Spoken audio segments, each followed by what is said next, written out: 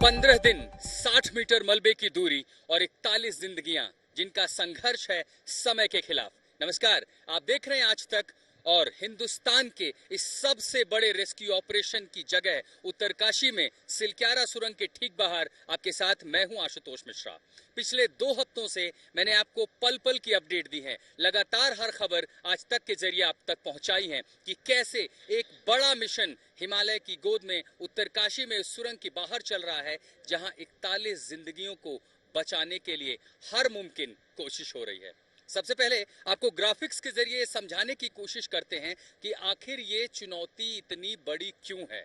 कई सारी योजनाओं पर काम हुआ, plan A, plan B, plan C से लेकर प्लान एफ तक बनाया गया, लेकिन हर चुनौती किसी न किसी बाधा के चलते रुक गई। तो सबसे पहले आप समझने की कोशिश कीजिए कि कैसे एक हॉरिजॉन्टल ड्रिलिंग, यानी ग्राफिक्स के जरिए हम आपको बता रहे हैं कि कैसे सुरंग की जो लंबाई है 200 मीटर दूर 60 मीटर का जो मलबा है, उसे पहले अमेरिकी ऑगर मशीन के जरिए भेदने की कोशिश की गई। दुनिया की सबसे ताकतवर मशीन भी 48.9 मीटर की दूरी पर जाकर के रुक गई। उसके आगे सरिया का ऐसा जाल आया कि जिस चलते वो मशीन बेकार हो गई, उसके ब्लेड टूट गए और अब उस हेरो को काट कर निकाला जा रहा है। डीआरडीओ की स्पेशल प्लाज्मा कटर मशीन का इस्तेमाल करके उसे निकाला जा रहा है। लेकिन इस ऑपरेशन का दूसरा चरण भी आज सुबह से शुरू हो गया। लगभग सुबह 4:30 बजे इसी पहाड़ की ठीक ऊंचाई पर, जहां से ये नापा गया था कि औसतन लगभग 86 मीटर की गहराई पर सुरंग में स्थित मजदूर हो सकते हैं, उस जगह पर RVLN ड्रिलिंग कर रहा है, वर्टिकल ड्रिलिंग। और उस वर्टिकल ड्रिलिंग के जरिए ये समझने की कोशिश की जाएगी कि वो समय सीमा क्या हो सकती है जब वर्टिकल ड्रिलिंग की पाइप, वो बोरिंग उस सुरंग के भीतर प्रवेश करेगी। 200 मिलीमीटर डायमीटर की पाइप और उसके साथ साथ बड़ी बड़ी विशाल मशीनें वहां से खुदाई करेंगी। और इस लगभग 7.25 इंच की पाइप का काम क्या होगा? ये पाइप जमीन की सतह को भेदेगी, पहाड़ का सीना चीरेगी और ये बताएगी कि बीच में इस पूरे मलबे की ऊंचाई में आखिर क्या है, पत्थर कैसे हैं, मिट्टी कितनी है, पानी का स्रोत कितना है, लौह धातु कितनी है। और अगर वर्टिकल ड्रिलिंग का ये ऑपरेशन पूरा हो जाता है तो तुरंत एक चौड़ी पाइप को ड्रिल करके अंदर भेजा जाएगा, जिसमें रेस्क्यू फोर्स यानी NDRF के लोग विंचिंग मशीन लगा करके अंदर जाएंगे और उन मजदूरों को हार्नेस निकालकर उसके ऊपर लाया जाएगा। जटिल प्रक्रिया है, मुश्किल ऑपरेशन है, चुनौतियां ज्यादा हैं, लेकिन कोशिशों में कहीं कोई कमी नहीं है। कोशिश और नाकामयाबी के बीच द्वंद्व चलते रहे, लेकिन उम्मीद हारनी नहीं चाहिए। और वो सुबह उम्मीद दिखाई पड़ती है जब RVNL की टीम ने सुरंग के ठीक ऊपर पहाड़ का सीना भेदने की कोशिश की। लगभग 7.25 इंच मोटी पाइप को 86 मीटर नीचे ले जाना, उसकी कोशिश की शुरुआत हो चुकी है।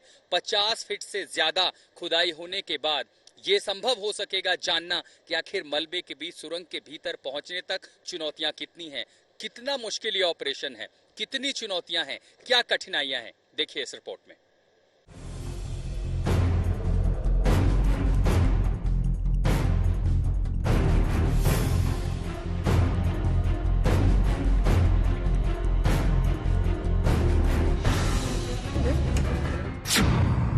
उत्तरकाशी में जोखिम भरे प्लान पर काम शुरू।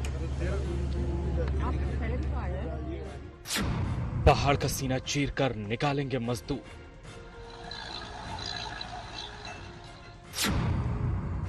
पहले आधे फुट का पाइप नीचे जाएगा, फिर डाला जाएगा बड़ा पाइप। सिलक्यारा की सुरंग में फंसे 41 मजदूरों को बचाने के लिए लड़ी जा रही जंग दिनों दिन मुश्किल होती जा रही है। हॉरिजॉन्टल ड्रिलिंग का काम 24 घंटे से भी ज्यादा वक्त से रुका है और अब नए मोर्चे पर नए प्लान के साथ काम शुरू हो गया है। आज सुबह 5:15 बजे सुरंग के ऊपर पहाड़ से बोरिंग शुरू कर दी गई। पहाड़ के ऊपर से यानी वर्टिकल ड्रिलिंग की दिशा में ये पहला कदम है। सुबह 5:15 बजे 200 मीटर यानी आधे फुट से कुछ ज्यादा साइज वाले पाइप को डालने का काम शुरू कर दिया गया।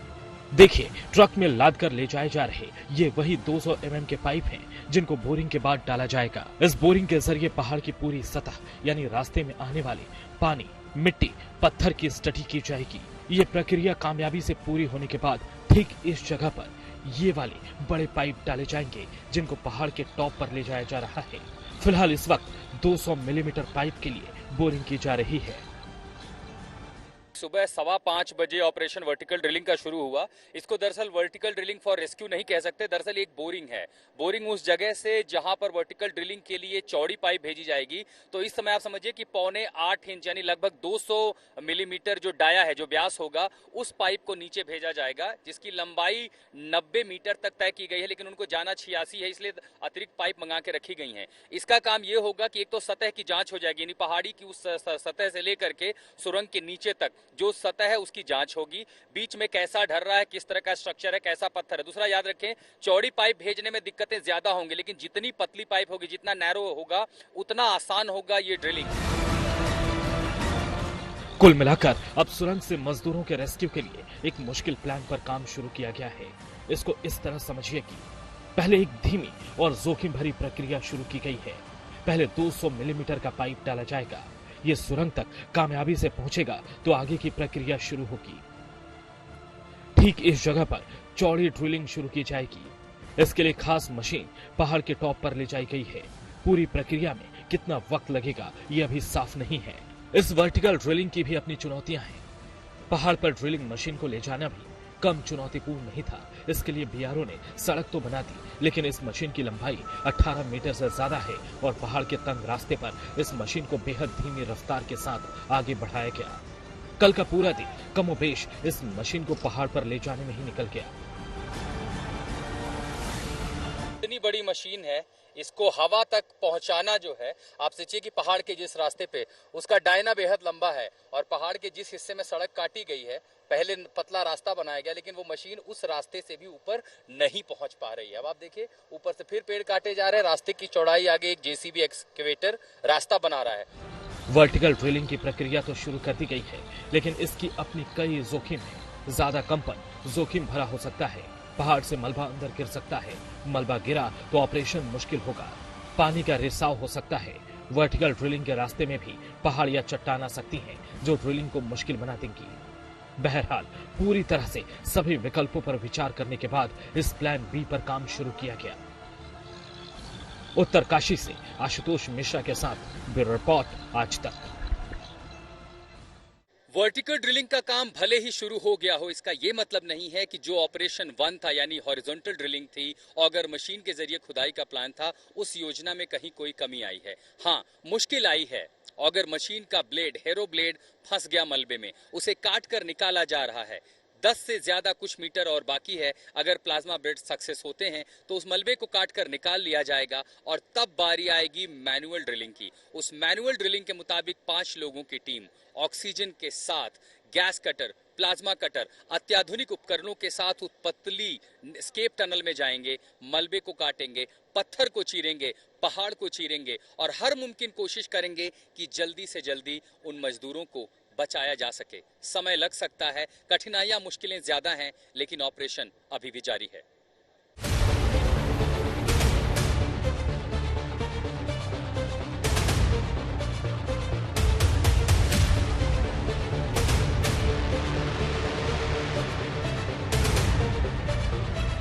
सिलक्यारा सुरंग में फंसे मजदूरों को बचाने के लिए जिस सबसे मेन प्लान पर पूरी उम्मीद के साथ काम शुरू किया गया था, वो आखिरी मौके पर जाकर नाकाम साबित हुआ।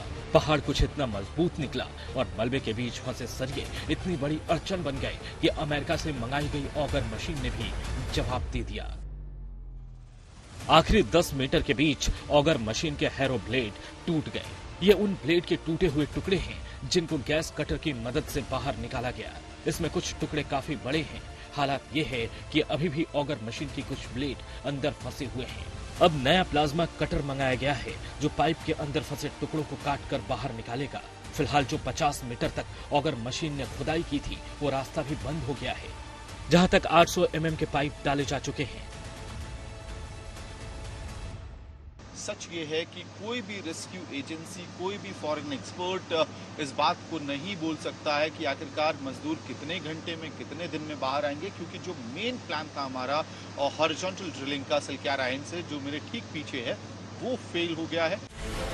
इन टुकड़ों को देखकर अंदाजा लगाया जा सकता है कि ऑगर मशीन के आगे कितनी बड़ी अड़चन आई होगी। 50 मीटर तक बार बार खराब होने के बाद भी ऑगर मशीन को ठीक किया जाता रहा, लेकिन इसके बाद आखिरी 10 मीटर के मलबे के पत्थर इतने सख्त थे कि आगे बढ़ना नामुमकिन हो गया। The machine is busted. No, it's irreparable. More work from auger. Only drilling. There won't be a new auger. There will not be a new auger. खुदाई के लिए दुनिया में सबसे मजबूत जिस मशीन को माना जाता है ऑगर मशीन, वो भी अमेरिकन तकनीक से बनी हुई, कि वो इस 60 मीटर दूर मलबे को भेदने में नाकामयाब होगी। और इसीलिए तमाम उम्मीदों के बाद जब पहली ऑगर खराब हुई तो उसे दिल्ली से मंगाया गया, उसके बाद फिर इंदौर से एक बैकअप भी मंगाया गया। लेकिन मलबा दरअसल ऐसा था, और उसमें भी जीपीआर तकनीक का फेल हो जाना एक बड़ी वजह है, क्योंकि शुरू में जब सरिया मिला, लोहा मिला, तो उसे आगे जाकर के मैनुअली काटा गया। फिर जब वो लगभग 48.8 मीटर की ओर आगे बढ़ा, तब पूरा लोहे का जाल मिला। लेकिन उसके पहले जीपीआर की जो रिपोर्ट थी वो ये कहती थी, ग्राउंड पेनिट्रेशन रेडार जो था वो ये कह रहा था कि 5 मीटर तो आगे खाली है। सवाल यह है कि सबसे अहम प्लान पर क्या काम अब बंद हो गया है? तो ऐसा नहीं है। ये वो जगह है जहां से हम सुरंग में फंसे मजदूरों के सबसे करीब पहुंच गए। इसलिए यहाँ के लिए आगे की रणनीति बनी है जो नई है और काम कर सकती है।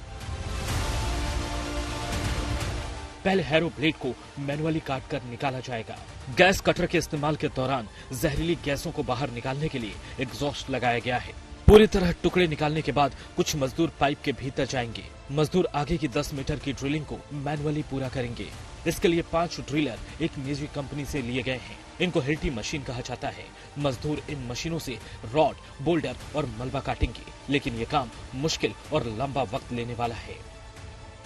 25 नवंबर की सुबह से ऑगर मशीन से ड्रिलिंग पूरी तरह रुक चुकी है और अब पाइप साफ होने के बाद ही दूसरे प्लान पर काम शुरू होगा। ओंकार बहुगुणा और अमित भारद्वाज के साथ आशुतोष, उत्तरकाशी आज तक। जरा सोचिए, 15 दिन किसी एकांत में रहने के बाद एक अच्छे खासे इंसान की हिम्मत टूट जाती है। यहाँ 41 मजदूर 60 मीटर लंबे मलबे के पीछे फंसे हुए हैं। बाहर की दुनिया से संपर्क के नाम पर परिवारजनों से बातचीत हो पाती है, लेकिन इस समय जरूरी है उनका मनोबल अच्छा रखा जाए। उनका स्वास्थ्य ठीक है, खाना पहुंचाया जा रहा है, लेकिन इस समय जरूरी है कि उनका हौसला ना टूटे, और इसीलिए उनको मोबाइल फोन दिए गए ताकि वो कुछ मनोरंजन हासिल कर सकें। अब तैयारी ये भी है कि उन तक एक कम्युनिकेशन साधन यानी मोबाइल फोन या फिर वायर्ड फोन भेजा जाए, उसके लिए बीएसएनएल तैयारियां कर रही हैं। एक बार परिवार से संपर्क हुआ तो कम से कम हौसला बना रहेगा, हिम्मत और उम्मीद बनी रहेगी कि लोग बाहर हैं, उनके लिए, उन्हें बचाने के लिए कोशिशें कर रहे हैं।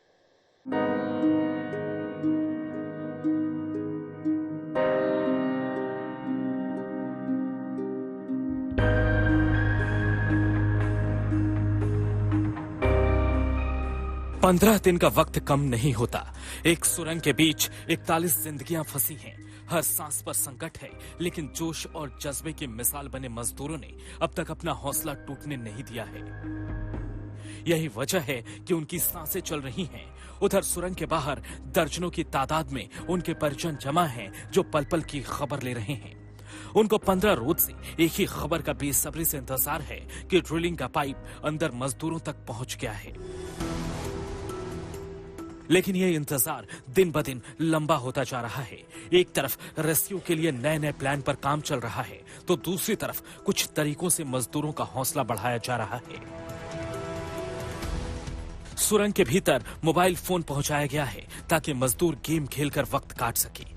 अब तक लूडो ही खेल रहे मजदूर अब मोबाइल पर गेम खेल पाएंगे। एक वायर फोन भीतर भेजने की कोशिश की जा रही है। ये एक बड़ा कदम होगा। लगातार पौष्टिक खाना भी भीतर भेजा जा रहा है। दवाओं की सप्लाई की जा रही है। सुरंग में फंसे 41 मजदूरों के लिए टेलीफोन पहुंचाने की तैयारियों की यह तस्वीर है। बीएसएनएल ने कम्युनिकेशन केबल बिछाना शुरू किया है। बीएसएनएल कर्मचारियों ने बताया कि छोटा सा फोन कनेक्ट करके 6 इंच चौड़ी पाइप के जरिए मजदूर तक भेजा जाएगा ताकि वो अपने परिवार वालों से बात कर सके। सुरंग में फंसे मजदूरों को निकालने के लिए 14 दिन बाद भी जो लंबा अभियान है वो अभी तक सफल नहीं हो पाया है। हालांकि वर्टिकल ड्रिलिंग की तैयारियां हो रही हैं, लेकिन अब कोशिश ये हो रही है कि उन मजदूरों तक संपर्क के साधन बेहतर हों, और इसीलिए बीएसएनएल क्या कर रहा है, ये बड़ी जो केबल है ये केबल्स भेजी जा रही है, फोन लाइन है और ये सुरंग के भीतर पहुंचाई जाएगी। इस केबल का काम क्या होता है? लैंडलाइन के लिए और जो मजदूरों के लिए अपने परिजनों से बात कर सकते हैं, जो फंसे हुए मजदूर हैं।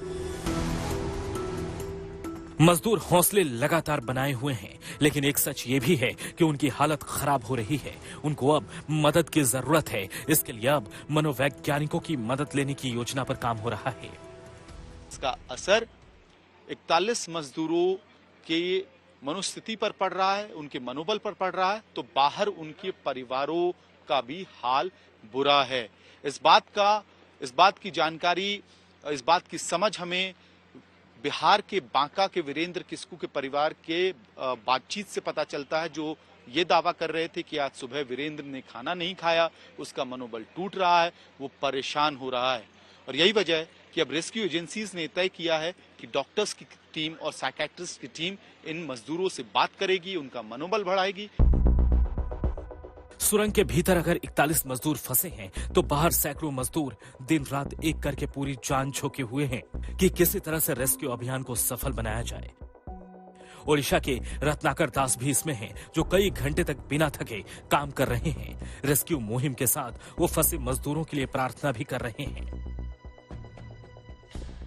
जहां से लॉजिस्टिकल सप्लाई होती है, देखिए मजदूर बहुत सारे हैं जो अंदर काम करके। आप रात की शिफ्ट में थे? जी। आ गए वापस? क्या स्थिति है अभी अंदर? स्थिति यही है कि जो फंसा हुआ उसको कटिंग कर रहा है। ये अभी निकल गया सारा? वो जो है हेरो है वो निकल गया सारा? नहीं, अभी भी चल रहा है काम। सचमुच फंसे मजदूरों की जंग काफी मुश्किल है, लेकिन पूरे देश की दुआएं उनके साथ हैं। आशुतोष मिश्रा, आज तक।